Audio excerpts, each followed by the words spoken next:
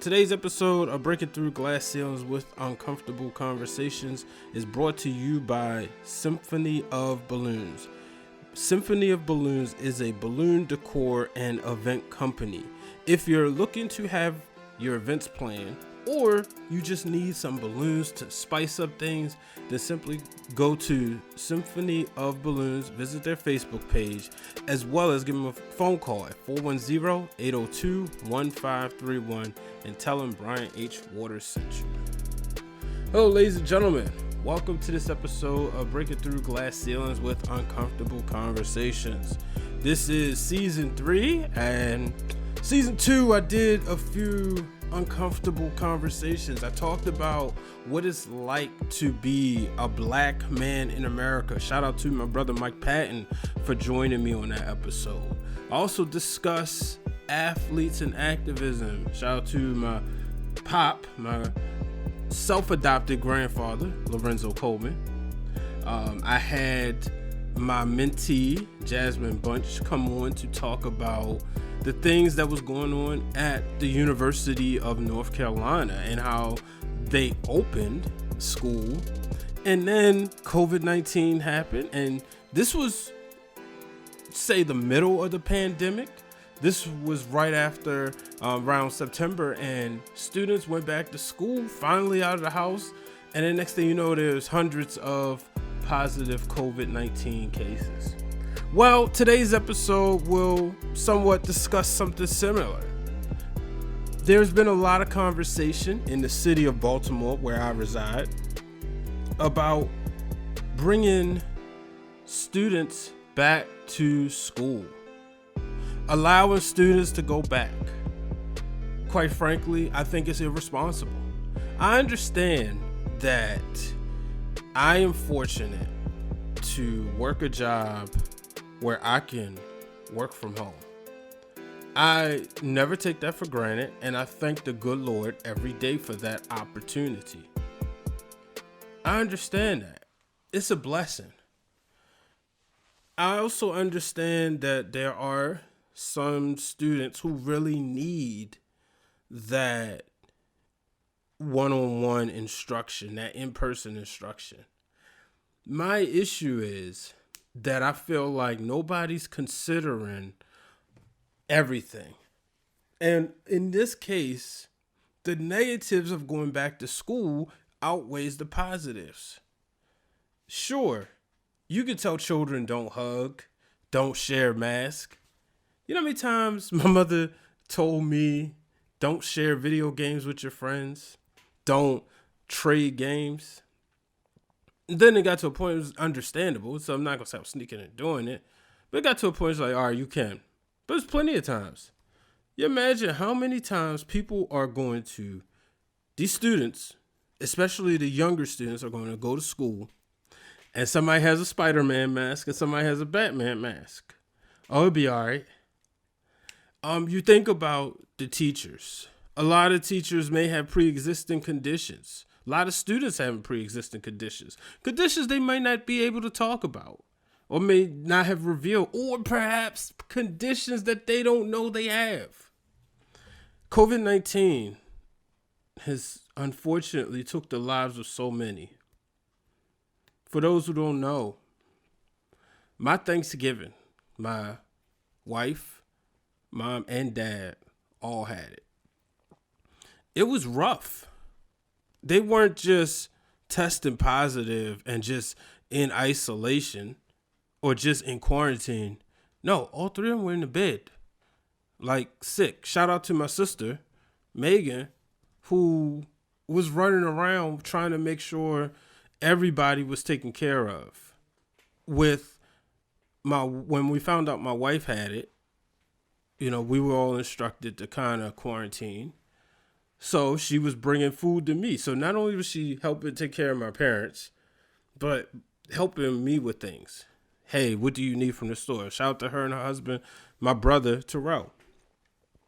So you look at this, and I'm not speaking just talking out of my head. I really believe that we need to slow down. It's not time for school yet. I believe that as I sit here and record this, we are 3 days away from the presidential inauguration. And on that day, Joe Biden and Kamala Harris will take reins.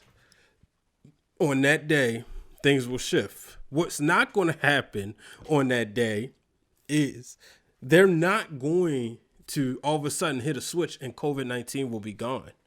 It's not going to happen. It just doesn't work that way. What's not going to happen is there's suddenly going to be a cure released. So until then, I think we do need to slow down. And all I hear is about the numbers. The numbers are going down. Here's what y'all have to understand about numbers, people. Just because they go down doesn't mean open stuff back up so we can all go back outside.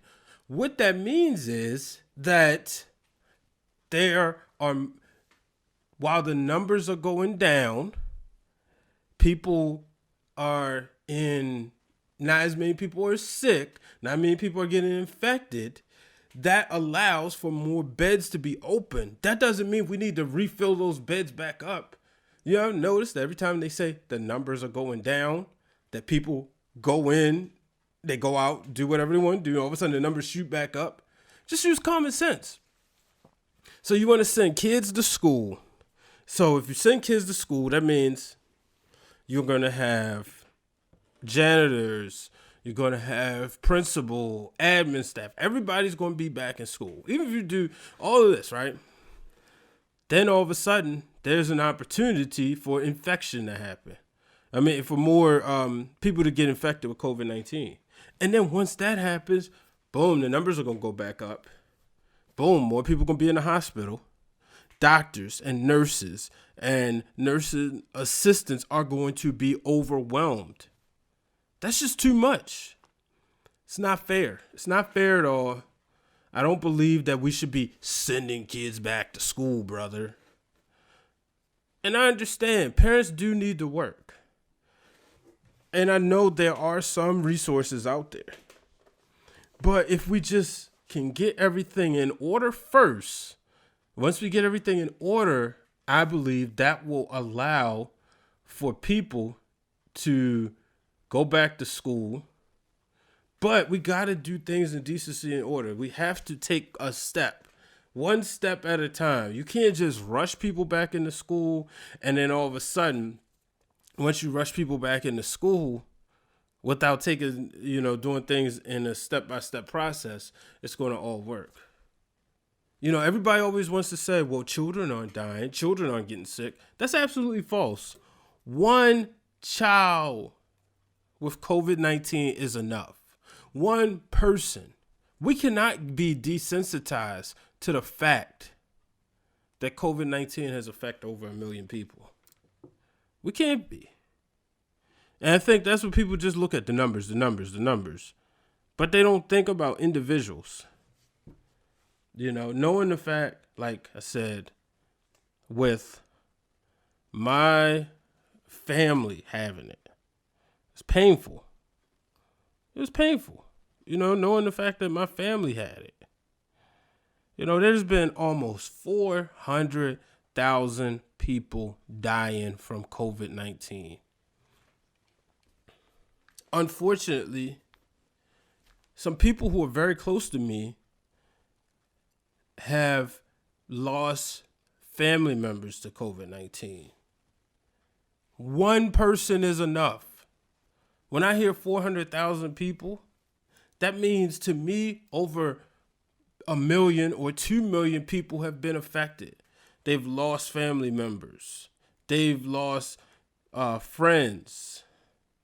Joe Biden said during one of his presidential debates that there are too many, something along the lines of that there are families with empty seats at their dinner table because of that. It was scary. Lots of tears on my end were shed. And that's why I have a problem with people trying to rush people back to school. I have a problem when I see people not taking this virus seriously. Because my mother had it the worst and still dealing with it, to be honest with you. I sat there and I was on Instagram And I saw people not socially distancing, not wearing masks. Cringeworthy. It's to the point if I see 5 people together without masks that don't live with each other, it's cringeworthy. I go to church every Sunday to produce content for my church. And when I'm there, folks, we're all wearing masks. It's no more than 10 of us in the building, but we're all wearing masks. That's the part right there. You're seeing people come together. Everybody's not wearing a mask. Everybody feels like, oh yeah, we good. I'm good. We cool. That's a problem. That's a huge problem. Like, how can you go out there and do that? That would never make any sense to me. So I'm sitting there watching this and hearing people talk about, let's just send these kids back to school. We gotta get them back. We gotta get them. And I understand there are some kids who need it. They do. But let's do this the right way. Let's do this the right way. You don't put somebody, no matter how bad somebody needs transportation or need to have a car, you don't just go ahead and give them a car without going through the process. You don't just sit there and say, all right, here's a car without making sure they can drive first. Maybe that's not the best example, but it's just so much going on. And I just hate the fact that they still not taking this virus seriously. And for all the people out there, all the naysayers, what if your child gets COVID? And what if it's your child that's sitting that you have to go take to the ER? And you're waiting and waiting and waiting because you gotta wait for your child to be able to be seen by a doctor. It's not fun. It's not fun at all. And that's, like I said, that's why I have an issue with everybody just trying to rush and send these kids back to school without taking the time out. Think about the teachers. Teachers always get sick. They do. They always get sick because kids bring a lot of germs. They sneeze. They don't cover their mouth. And now you're asking them to expose themselves. Did people suddenly forget that COVID lives on surfaces? I remember when all this started. Anybody knows you go into a Walmart. And most of the time you go into a Walmart, they don't have soap if you go in the Baltimore area. Now, fun fact, folks, because I know what you're saying. Well, that's Baltimore. In there is not one Walmart in the inner city of Baltimore. All of them are in the county, at least on the east side. And I think on the west side too. I think that's still in the county line, after the county line. But for the most part, all the Walmarts are in the suburbs. So just keep that in mind. But you go to Walmart, there's never any soap. There's water, and you're lucky if there's paper towels. But I remember going to Walmart back in March, right before everything was shut down. All of a sudden, there was soap. I said, oh my goodness, there's soap in the bathroom. You know where they got the soap from? They got it from the shelf. If I'm not, I would say they took it off inventory. I forgot the exact terms. And then when you would go to the store, when everything was shut down, there was wipes everywhere. You would go get your cart, wipe down your cart first, throw the cart, dispose your wipes. You had a cart attendant who would say, these are the clean carts and these are the dirty carts. All this was going on from about March till August. All of a sudden, they stopped. All of a sudden, they stopped. People stopped taking this virus seriously. That's what I have a problem with. They stopped taking the virus serious. And because they did that, therefore, it's very difficult for people to understand that this virus is deadly and people should not be just going back to school. So if they started, and I'll be honest with you, I was going to the gym, I was going to Planet Fitness, and then the coronavirus happened. And when that happened, they paused everybody's membership. Wasn't taking no money. Then they decided, okay, we can open up at like not full capacity, whatever. I'm not going. I don't trust people to follow protocols. You know this thing they like to say, this new normal? Well, the new normal, suddenly they stopped, like I said, they stopped wiping down carts in the stores. Walmart stopped people from coming in on one side. They used to have a line, and I guess people wasn't following it. And all that, I'm saying, yeah, y'all cats don't take this serious. So that's what I have a problem with. And that's the reason why I cannot trust my children going back to school. Again, I realize I'm fortunate. I really wish that there was a way that everybody could be as fortunate. And I hope and pray that when the new administration come in, they can find a way to provide people with the monies that they need to survive, another stimulus package. All the other countries seem to have got it right, apparently, according to the internet, right? I didn't do my research on that, so I won't touch on that. That's not my wheelhouse. But apparently a lot of other people have figured out ways. You know, I've heard that some countries are giving this amount of money per week and that money per week. But I hope they can find a way to get that part done and get people to stay home. You know, there was this thought, we all in this together, and suddenly that stopped. And you see people out there protesting and you see these videos of people upset because they got to wear a mask because we're embarging on their human rights because they want to breathe this air. They want it raw. When all we want to do is live. And it's so crazy that when all we want to do is live, you have all these people out here just being so ignorant. So I really hope that if they must go back to school, I pray every day that these children are not sick.